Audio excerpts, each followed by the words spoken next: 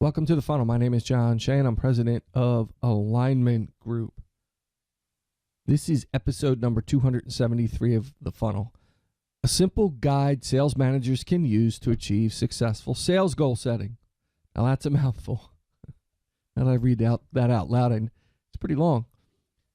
Before we begin, I want to just remind you to head on over to alignment-group.com/thefunnel and subscribe. If you subscribe, you'll receive a coupon code for the online sales training class. So I have a 9-module sales training class for your sales reps, and I have it with the coupon code discounted pretty heavily for first-time buyers, and we're getting some really good traction on it. So check it out. Today's agenda: basic assumptions, management's impact, make it personal, and goal setting plan. Basic assumptions. Before I get into the basic assumptions, I want to tell you sort of lay out what this podcast is about. This is about your preparation as a manager for goal setting exercises with your sales reps. Now we can get into maybe in the future how to build out those goal setting plans, but there is a limited amount of time on the podcast. So I wanted to really focus on what you do as a manager and for you to understand how you have to lay the foundation and what's next in terms of the steps and processes for ensuring your success with the goal setting program, because goal setting is all about hitting the targets for the new year, right? So at the end of the day, you can take all of that goal setting and sum it up into a revenue number or a profit number and say, this is what we're after. And we want to make sure that we have a plan in place to do that. So I'm going to make some basic assumptions here. One, that your targets are realistic. So if you're in a situation where your company's providing you with, as a manager or VP, with targets that are outside of what you would consider realistic, then you need to address that first before you pass it along. So I can tell you a quick story that I was sitting in a meeting years ago with the owner of the company, and at the time I was VP of sales, and I was with the chief operating officer and the chief financial officer, and we were looking at kind of combing through the plan for the following year from a numbers perspective, what it looked like the previous year, what we achieved, the targets, who was at goal, who wasn't at goal, and the overarching numbers. So we were in pretty good shape. We had achieved the numbers. It was sometime in December, so we're already there for the year, and we're targeting the following year. And basically, my boss comes out with a number and says, "This is what I want to achieve next year," and sort of work backwards from that in terms of departments and divisions within the sales department, right on down to the reps, and assigning what he felt was realistic numbers. And quite frankly, none of it made sense. It was a target that was way over where we had been.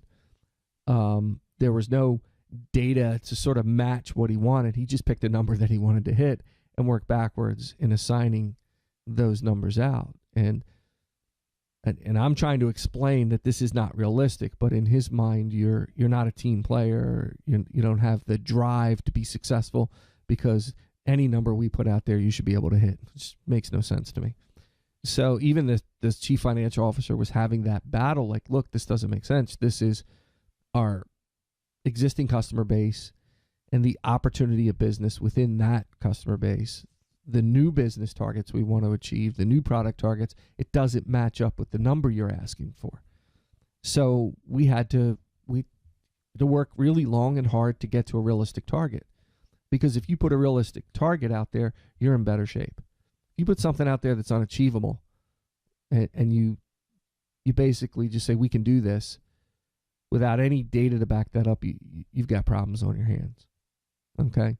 So make sure you have realistic targets. Make sure you look at the growth opportunity. Where are the growth opportunities? Have we identified what that opportunity is? What, does this match the company goals? Okay, what's the potential here to be successful? Have I evaluated my team? Do I have the right team in place to achieve this? Now, I'm not saying you should walk away from goal setting because you don't have the right team, but those are things you're going to need to address. Does your team have the tools necessary to be successful? Make sure you have all of that stuff lined up. You might have a player or two that's not meeting expectation, that may not get to help you get to where you're going, and they might need to be replaced. You might be in the process of that. That doesn't mean you throw out the goal setting. You just have that in mind as you move forward. And what are you going to do on moving forward to supplement what you're going to be missing from them or a transition into a new rep? And again, the tools. Do I have the tools to be successful? Can I empower them to do what they need to do? Do they have the right things in front of them to be successful? Am I educating them properly? All of those good things. And then the final thing, and I said this a moment ago, is back it up. You have to be able to back up what you're saying and what you're putting out there. Okay, so assuming that you have all of that in place, okay, now we look at what's next in the goal setting process here. Next is management's impact. And what I mean by that is we oftentimes as managers, we put the goal setting out there. And I was a habit. I did this years ago because that's the way I was taught. You basically give them a number and they work backwards from that. Or they tell you what they want to achieve and you can and they work backwards. So this is what I want to sell next year. And this is what it's going to take in terms of me to reach that objective. Or you do the sort of money thing. This is how much money I want to make, and this is what it's going to take to be successful in terms of business. There's no real meat to it. And then the manager lets the rep go with their goals, and off they go, and they never talk about it again. So what I mean by management's impact, what can you do to help them be successful? Okay, like the education and empowering your reps, those sort of things. Right? That and understanding your rep. So you have to look at it from the perspective of, we're going to go through this goal setting process. We're going to lay out this plan, and then I'm going to manage to that as part of my management objective. So I'm not just going to go through this goal setting exercise, have you put it out there, have an end number, and just beat you up over not hitting the number if you're not getting there, and never talking about the goal setting again. It has to be realistic, has to be manageable. So the first thing you need to do is know who your reps are. Know them from a skill set. Where are they strong? Where are they weak? What is it going to take for you from a coaching perspective to help them be successful? So what are you looking for here? What are you looking for to tell you that they're going to be successful in goals? So there's some sort of standard KPIs that you're looking at, right? Connections, maybe like a connection ratio. Now, every business is slightly different. What does it take after the initial meeting to convert that into an opportunity? So if you're dealing with like inbound leads, I get the initial meeting. What's the ratio the percentage that I convert to the next meeting? If they go out and they create an opportunity, how many connections does it take? How many meetings does it take before they go to the next step? How long's your sales cycle? Can we shorten that to close the deal? Okay, and what kind of closing ratios are we dealing with the reps? So all of these KPIs play into this goal setting opportunity. Why is that? Because you need to know what you're managing to. So if you put a goal setting program out there and you say, listen, we're going to set goals for the following year, and here's your target number. Well, they're going to need to know right down to the detail. They're going to have to devise a plan to achieve that, right down to what they're doing every day. How many meetings do I need? Well, my conversion ratio is this. So you base it on that. And then if you coach them to get better at that, that's going to increase your odds of success. So you have a huge impact on their goal setting if you manage to it. So your impact is directly felt by the way you coach them through that. So if you lay out, this is our goal setting program, this is our plan, and you meet with the reps, okay, and you have all the KPIs listed out, every rep's success or failure with all of those KPIs. You know where they're strong, where they're going to need help, where they're going to need improvement. And if you can improve on places like close ratio and connections and meetings, depending on the person, your opportunity for success is going to grow. This is where you can really impact the outcome. Knowing what you can do to impact the success or failure. Next, I would say make it personal. Just understand when you're taking your reps through a goal setting exercise and you're working on how to be successful. And so it's the end of the year. You have the numbers. Everything's lined up. It's realistic. What is it that's going to motivate them to be successful? And I say make it personal because sometimes it's personal things, right? It could be somebody who's just in the early stages of building their career. So it could be something as simple as, they want to take a really nice vacation that they pay for themselves, or they want to buy a house. What good thing happens to them by being successful? Help them personalize it. I don't care if it's volunteer work or donating to charity, whatever it is that motivates them to be successful. And in today's world, we know that varies per person. Some people want to make a difference elsewhere. It's not just about lining their pockets. Others want to be successful financially because they want to do things. You don't take make a statement on what their personal vision is. That's really none of your business to the degree that you don't have to judge that. That's not what we're here for. You're here to help them see what it is and visualize what that success looks like. So make it personal. Make it something that they're going to want to visualize. And they're going to want to achieve because the personal objectives will be met. Of course, there's business objectives, and that's part of it.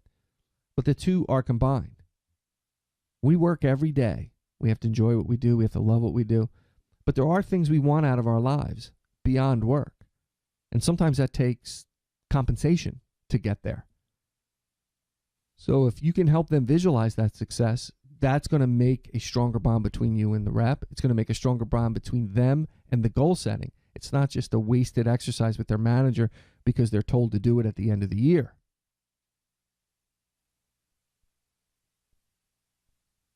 Next is your goal setting plan.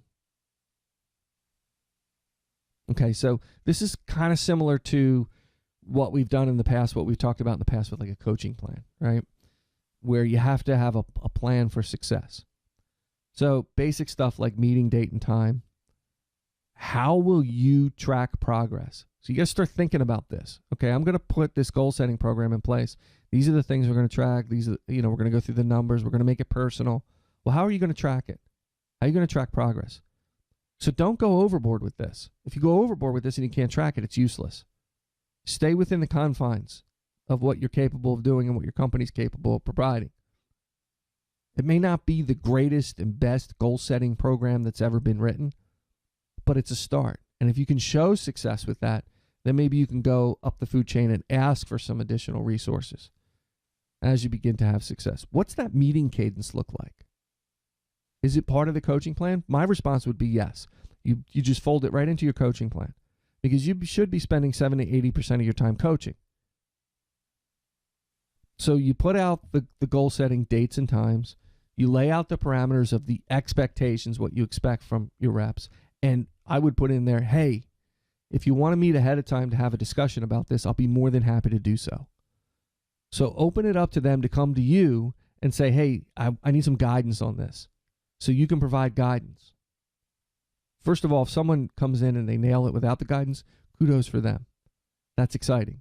If someone shows up and it's completely messed up and they didn't ask you for guidance, you have an issue, an identifiable issue. So you need to talk to them about that. I put it out there. I told you to come to me.